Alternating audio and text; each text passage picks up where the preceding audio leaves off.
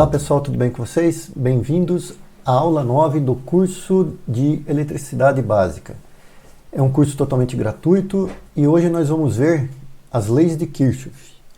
O que seriam isso, as leis de Kirchhoff? Vamos dar sequência aqui, ó. Nós temos duas leis atribuídas, batizadas, com o nome de Kirchhoff. A primeira lei, que é a lei dos nós. A segunda lei, que é a lei das malhas. Nós vamos ver o que significa isso. Elas ajudam a resolver circuitos, achar corrente, tensão. Nós vimos isso anteriormente de uma forma mais simples. Agora nós vamos ver circuitos mais complexos. Tudo bem?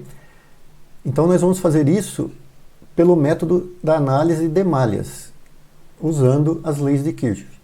Mas antes disto, quero lembrar que o CCAA de Amparo é a empresa parceira do canal, que também adora tecnologia e inovação, estando preparada tecnologicamente para lhe ensinar inglês e espanhol tanto de forma presencial como remota, já acumulando 30 anos de experiência educacional. Entre em contato com eles através do telefone que vou deixar aqui no vídeo ou em seu endereço. Agora, vamos para o vídeo. Então a primeira coisa, nós vamos ver algumas definições importantes com vocês. Eu tenho aqui um circuito, como eu disse, um pouco mais complexo do que nós vimos anteriormente. Antes nós usávamos apenas uma malha, assim, ó. Nós tínhamos uma fonte de tensão e umas resistências em série ou paralela. Esse daqui nós temos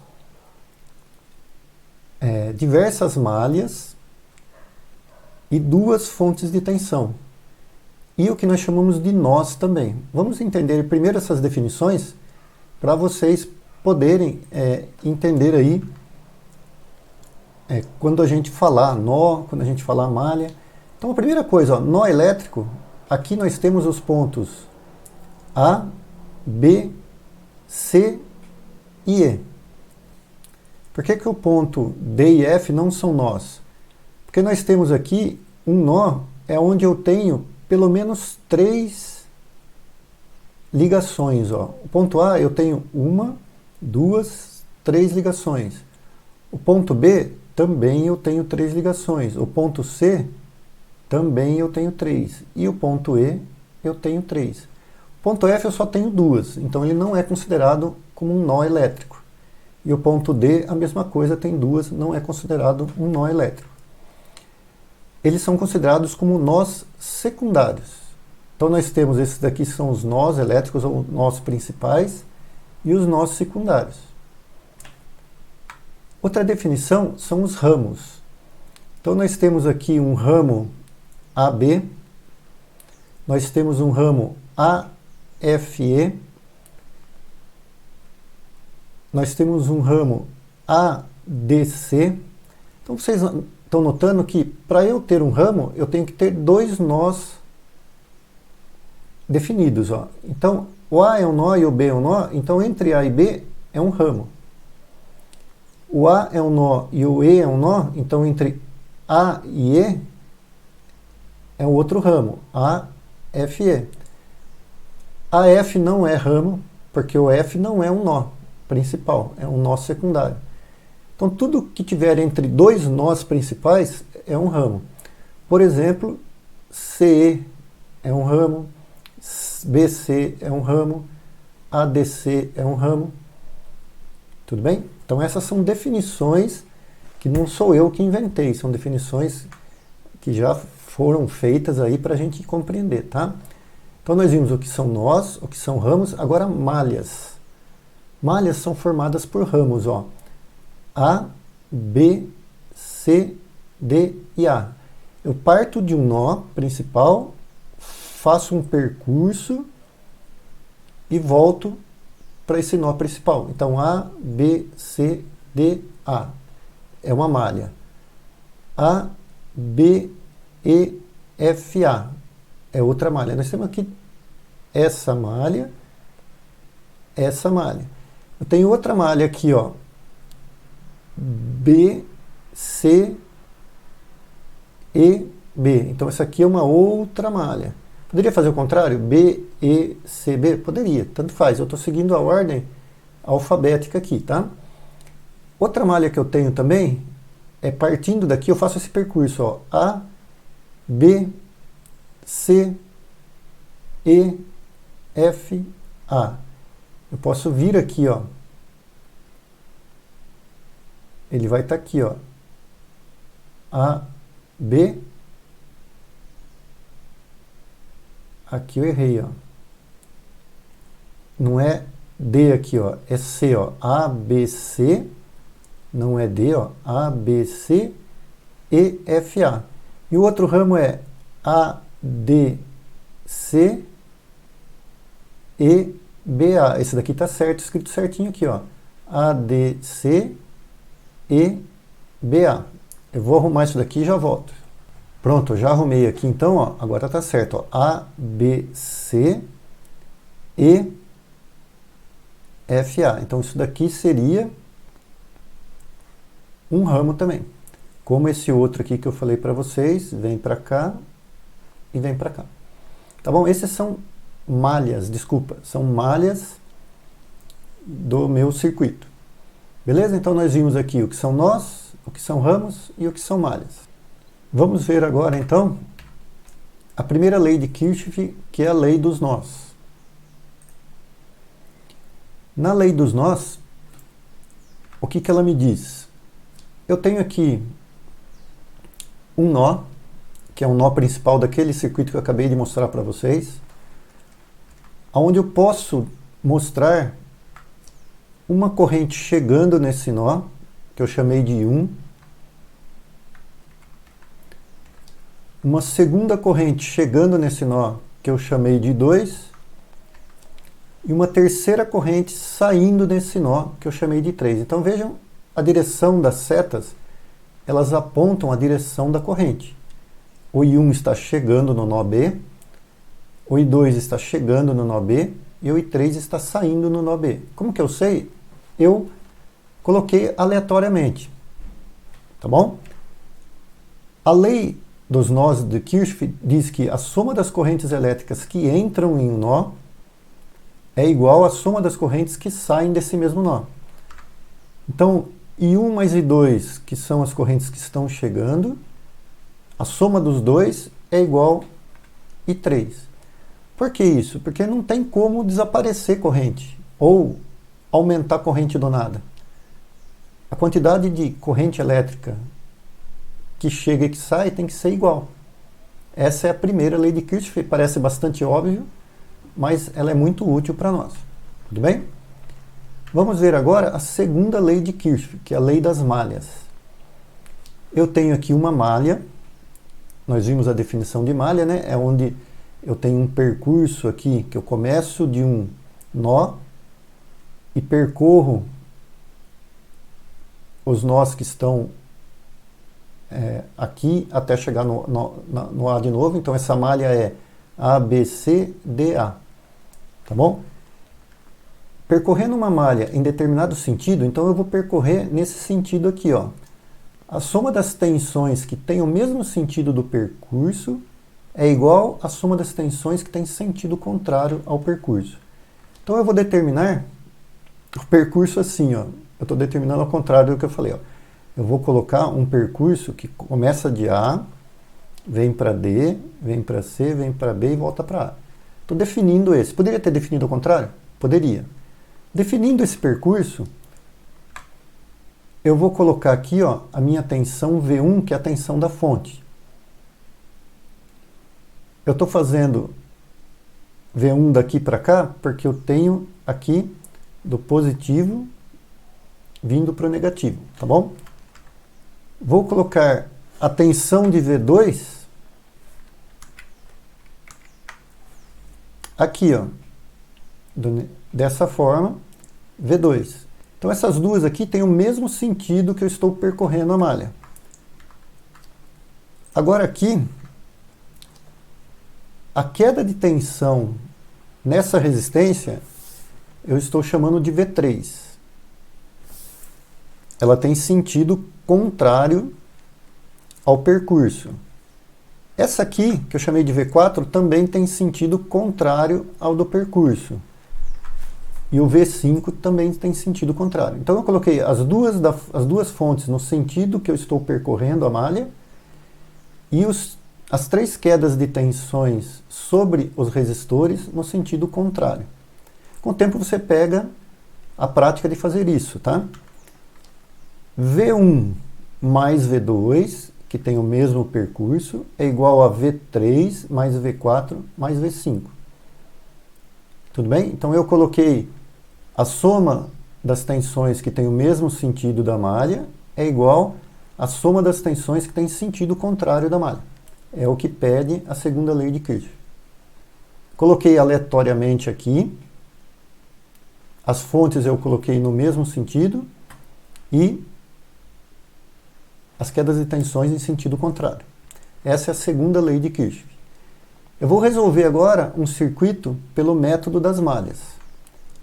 Eu tenho aqui um circuito qualquer que depois eu vou montar para vocês e mostrar na prática. Eu tenho 3 resistores e 2 fontes. Essa fonte de 3,7 volts, essa de 4,8, esse resistor de 6 ohms, esse de 12 e esse de 6 ohms. Eu vou colocar aleatoriamente o I1 nesse sentido, o I2 aqui para baixo e o I3 para cá. Então aqui, ó, no nó A que eu escolhi, eu estou colocando o I1 chegando no nó A, o I3 chegando no nó A e o I2 saindo do nó A. Eu estou colocando aí de forma aleatória. Agora eu vou aplicar a primeira lei de Kirchhoff. A soma das correntes que chegam no nó, I1 mais I3, é igual à soma das correntes que saem do nó, que é igual a I2. Só tem o I2, tá bom? Essa é a primeira lei de Kirchhoff. Aplicando a segunda lei de Kirchhoff, eu vou pegar uma malha aqui e vou colocar um sentido, determinar um sentido que eu vou percorrer essa malha. Então eu coloco aqui uma tensão 1 nesse sentido do percurso, coloco uma queda de tensão no resistor 1 que tem o sentido contrário, uma queda de tensão no resistor 2 que tem sentido contrário, e vou escrever aqui a segunda lei de Kirchhoff. V1, que está no mesmo sentido, é igual à soma dos que têm sentido contrário. Então, no mesmo sentido, eu só tenho V1. Em sentido contrário, eu tenho VR1 e VR2. Então, essa daqui eu apliquei a segunda lei de Kirchhoff. E aí, substituindo os valores, ó, V1 é 3,7. Tensão no resistor 1 é igual a quê? A resistência vezes a corrente. U é igual a R vezes I, primeira lei de Ohm. Então, 6 é a resistência, a corrente, ó, é o I1. Esse 1, ele vem daqui, sobe e vem para cá, ó. I1 percorre aqui, ó. Então, eu tenho o I1 aqui. E essa queda de tensão que eu chamei de VR2 é a resistência de 12 ohms vezes a corrente que passa por ela, que é I2. U é igual a R vezes I. Primeira lei de Ohm também. Então eu substituí aqui, ó, V1, VR1 e VR2 pelos valores aqui. Vou fazer a mesma coisa agora para essa segunda malha, ó. Eu determinei um sentido aleatório aqui. Coloquei a tensão 2 no mesmo sentido. A tensão no resistor 3 em sentido contrário. Ó, nessa malha aqui, ó, quando eu percorrê-la, eu tenho essa resistência também, ó. O VR2 vai aparecer tanto nessa malha quanto nessa, porque ela está para as duas aqui, ó. Então, V2, que está no mesmo sentido que eu coloquei, a somatória, então, que estão no mesmo sentido que o V2, é a somatória do VR2 mais VR3, que estão em sentido contrário que eu percorri, ó. Estou percorrendo aqui, ó, sentido contrário e aqui mesmo sentido. Substituo os valores também. V2 é 4,8. Tensão no resistor 2 é a resistência vezes a corrente. 12 vezes I2. Tensão no resistor 3 é a resistência vezes a corrente. Ó, o I3 está fazendo isso. Ó. Vejam que o I3 vem desse ponto, sobe e vem até aqui. Eu tenho aqui, ó, se vocês notarem, uma equação que envolve 1 e 2 e 3. Tem outra equação aqui que envolve 1 e 2. Tem outra equação que envolve 2 e 3. Eu tenho 3 incógnitas. Corrente 1, corrente 2 e corrente 3. Eu preciso de 3 equações para resolvê-la. Uma equação, 2 equações, 3 equações. Então, com essas 3 equações, eu vou montar um sistema de equações para resolver encontrando as 3 correntes. Então, vamos lá. Eu tenho o mesmo circuito aqui e vou continuar resolvendo pelo método das malhas.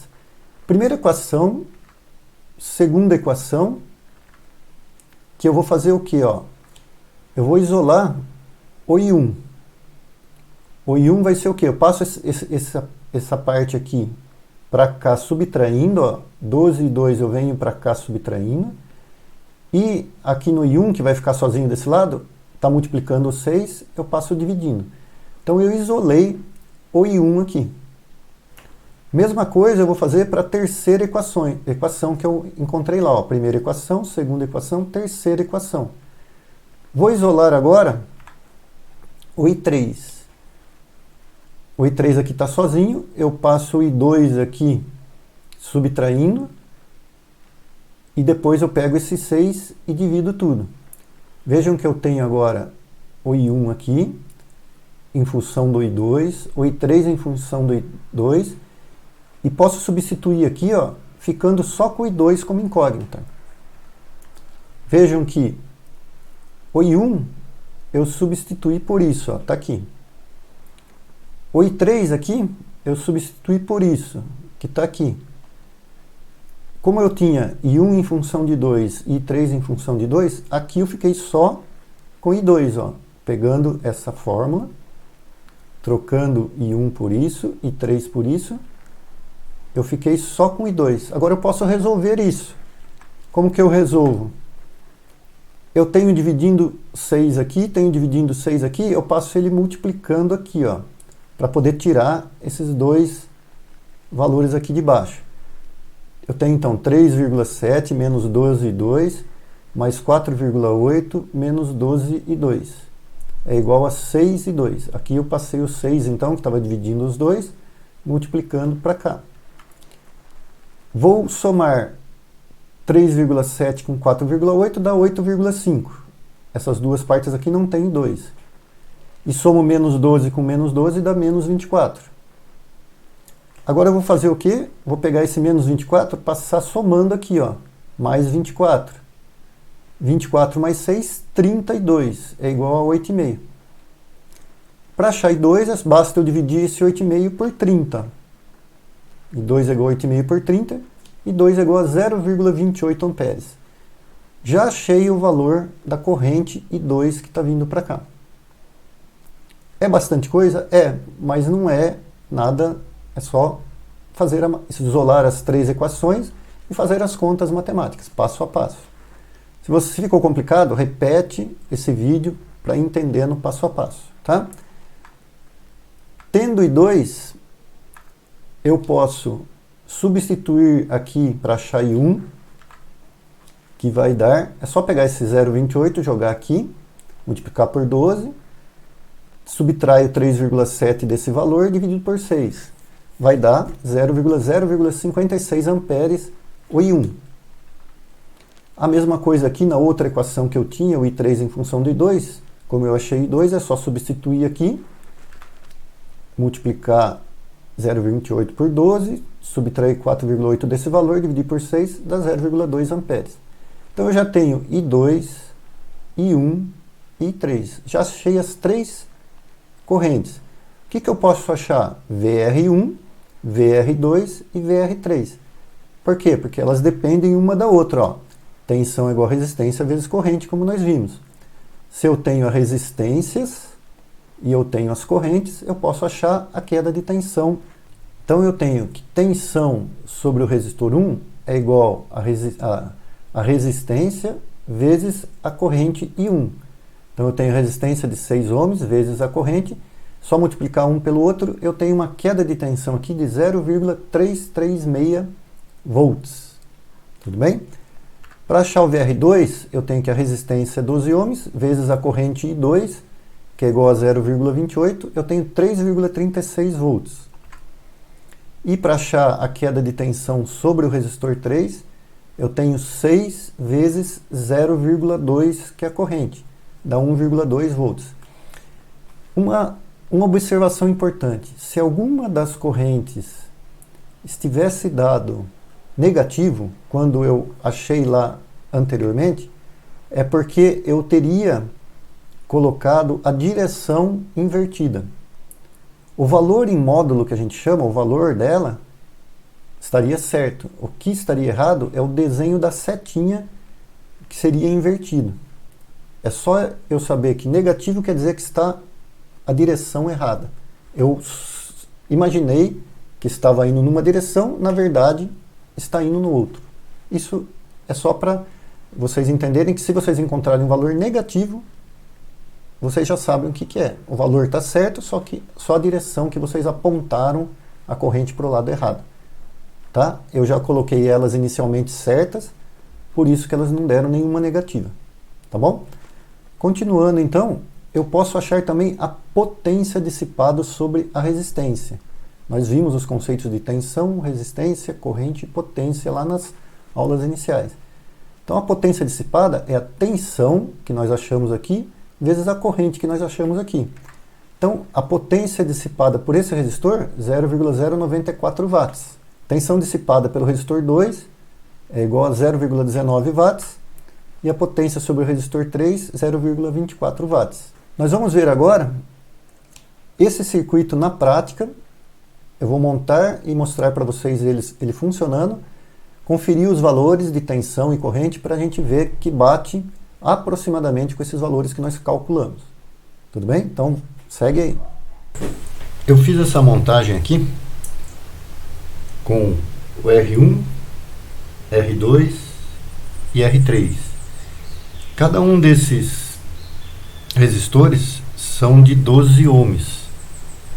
Então aqui, para seguir a montagem, sendo o R2 aqui de 12 ohms, o R1 de 6 ohms, eu tive que colocar dois de 12 em paralelo, para dar 6 ohms. E aqui também a mesma coisa. Eu tive que colocar dois em paralelo de 12 para dar um de 6. Então eu tenho aqui 12, 6 e 6.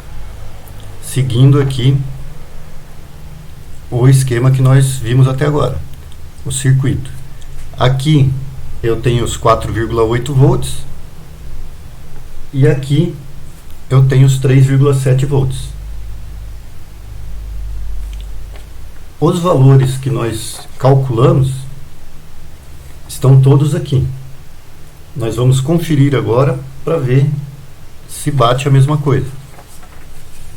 Então eu vou colocar a fonte na tomada, né, para vocês verem. Coloquei a fonte na tomada e vou medir aqui, que seria o V1. Está dando aproximadamente os 3,7 volts que estão marcados aqui, ó. Essa diferença acontece porque varia a tensão da rede, vai variar essa tensão também. E aqui, que é para dar 4,8, 4,827. Então vocês vejam que a tensão já começa um pouco diferente, porque varia a tensão da rede. O VR1 nós calculamos em 0,036, que é esse valor aqui, ó, que é a tensão sobre o resistor 1. Está dando 0,263, que na verdade é assim, né? A queda de tensão é aqui, ó, 0,263. Então vamos marcar aqui 0,263.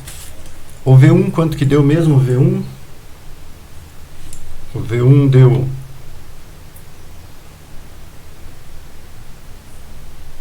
3,637. Estou marcando aqui para comparar o medido com o calculado. E aqui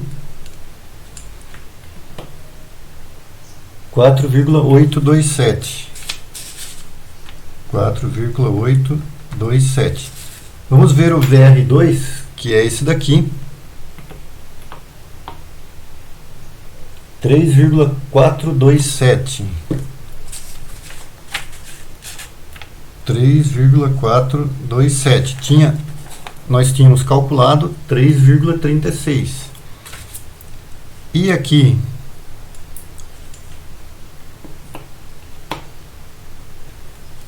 o VR3,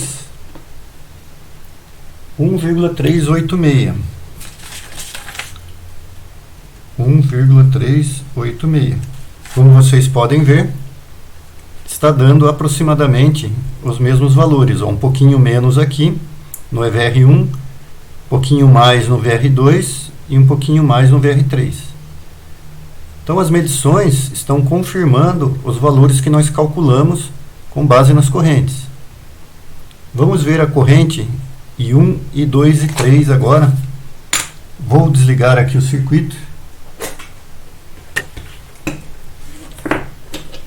O I1, nós vimos que era aqui em cima. Então eu vou abrir aqui, ó.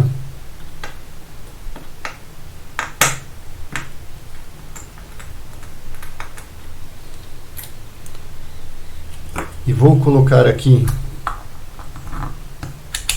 em miliamperes. Vamos ligar primeiro.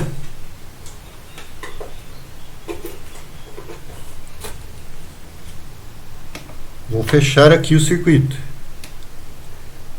Tá dando lá, ó, 44,9 miliamperes. Vou desligar aqui. 44,9 miliamperes no I1. 44,9 miliamperes é igual, ó, a 0,0449 amperes, ó. Então vejam que aqui foi calculado 0,056. Está dando um pouquinho abaixo desse valor, ó. O aparelho deu em miliamperes, transformando em amperes, dá esse valor. Vamos ver o I2 agora. Vou colocar esse primeiro, fechar o circuito novamente. Para medir corrente, nós já vimos em aulas anteriores que nós temos que abrir o circuito fechando pelo aparelho, né? Pelo multímetro. Vou abrir aqui, ó. É mais fácil abrir esse daqui. Estou abrindo por aqui. Vou ligar o circuito. Nós vimos que o 2 era 0,28 amperes, né? Vou fechar agora por aqui. Tá dando, ó, 254 miliamperes. 254 miliamperes.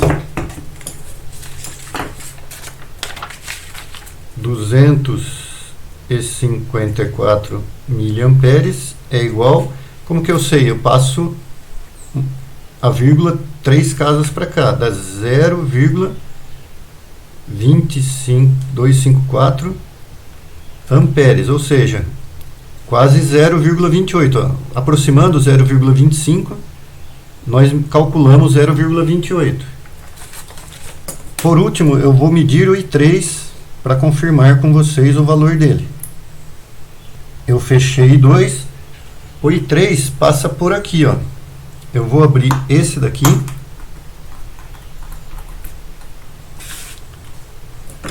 Vou ligar o circuito novamente. E vou medir o I3 aqui, ó. 204,3 miliamperes. 204 miliamperes.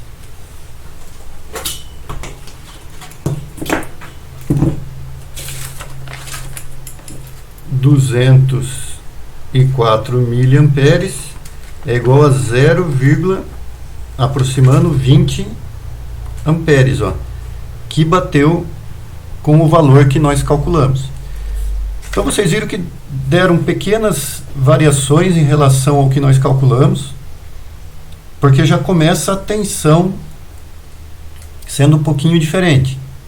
Dependendo do momento que eu ligar do dia na tomada, são duas fontes aqui, ó. A partir do momento que eu ligo na tomada, vai ser um pouquinho diferente disso.